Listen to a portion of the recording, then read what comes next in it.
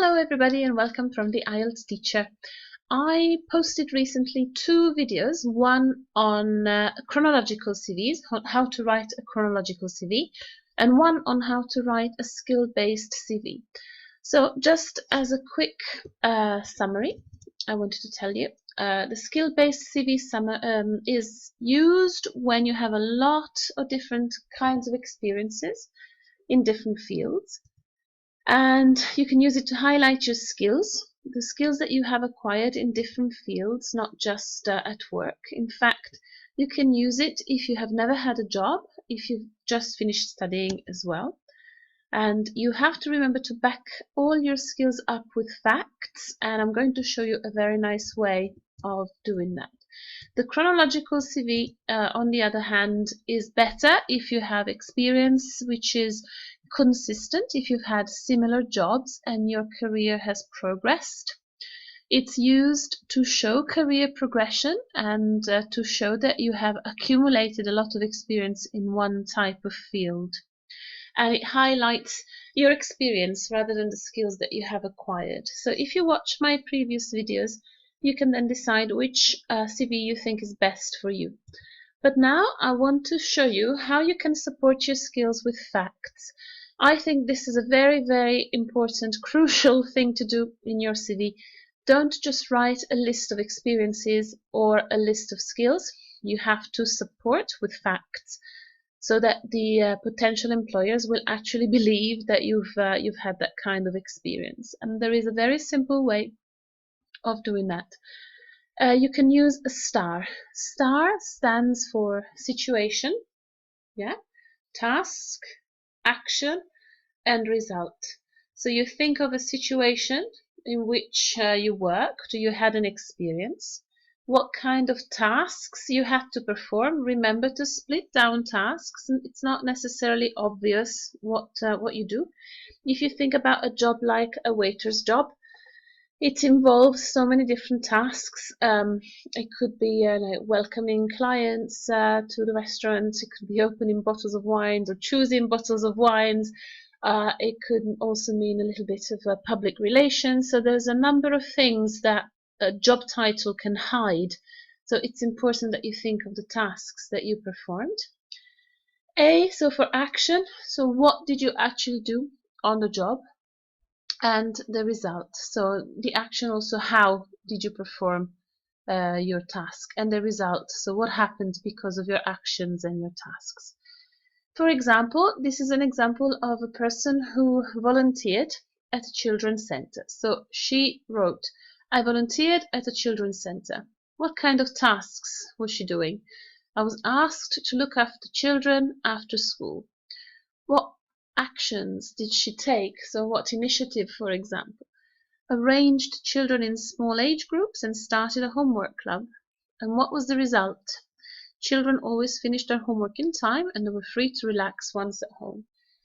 Now this can sound like something obvious, but as I said, don't think that anything is obvious for your potential employer.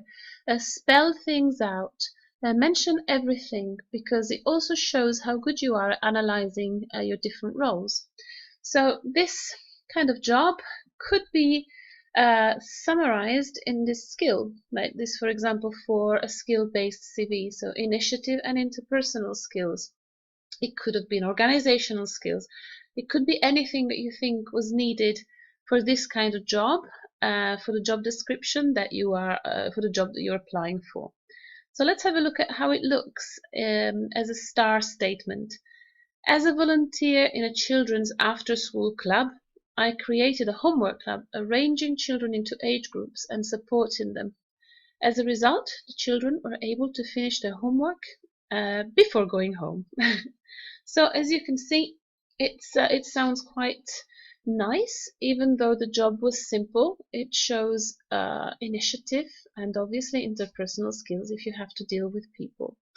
So you should try STAR now. Think of a work experience, but also a study experience or a life experience. For example, did you participate in any competitions, or did you win any study competitions at school, like a spelling bee or anything like that? Think of the different tasks that you had to perform, whether it was organizing your study time or training in order to achieve a goal or whatever job tasks you had to perform. Think of how you performed these tasks. So were you well organized? Were you quick? Were you thorough? Were you accurate? And then think of the results of your action. Did you qualify? Did you get last? But did you finish your grace? Or whatever it is that might be useful for the job that you are applying for. For example, a few years ago, I mean for the last 16 years really, I volunteered as a festival. So one of my jobs was making sure that the performers had what they needed on stage, and I translated for them. I was polite, quick and reliable, and the performers were happy and the show went very well. So how does this look in a skill-based CV as a STAR statement?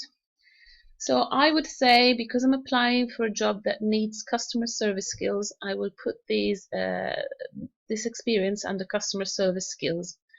So it sounds like this. While volunteering at a music festival, I looked after the performers on and off stage, ensuring their needs were met promptly and politely. As a result, the artists gave me and the organizers excellent feedback. So a simple volunteering job can make a nice impression on a potential employer if you write it properly on your CV. So using STAR is STAR is a fantastic tool, I think, to make you think critically about your life experience, your work experience, your study experience. So this was one of the mistakes that I talked about. Yeah, one of the mistakes I talked about in my previous video was that you don't support your skills with facts. So to support your skills with facts, remember to try STAR. The second mistake I mentioned is that a lot of people write one CV and they use the same CV for all jobs. Now, target your CV. This is essential. Every position you will apply for will look for slightly different profiles. So change your application and your CV for every job. You have to read the job description well and find the key requirements. Very important, do some research on the employer. What kind of language do they use? Is it a very formal company? Is it an old-fashioned company? Or are they young and fast-moving? So you can actually think about the format and the language of your CV as well. Have someone read your CV to give you feedback, but remember that it's yours. So I think it's good to get feedback from somebody. You might get some good ideas. But the CV is such a personal document that you just have to remember that it's yours and it has to reflect your personality. Last but not least, I always say that writing a CV is a full-time job. Well, it is worth taking some time to do it well. Now, you will send these CVs off to maybe some of your dream jobs, or maybe a very important job, or your first job. Remember that when you apply for a position, for an opening, this position will be filled very quickly, so there will hardly ever be a second chance. So do your CV well, take your time, check for spelling mistakes, and think about all the points that I talked about, because you won't have a second chance. Now this is kind of tiny, but this is a job description that I found on the internet. And it's not the kind of job that I could apply for, but I just wanted to show you how you can find the key requirements and target your CV for every different job position that you can find. So, I'm sorry. If you can read, I'll read it for you. B2C sales involve direct selling to the consumer or end user. Examples include selling credit cards via the telephone, or selling new cars in a showroom.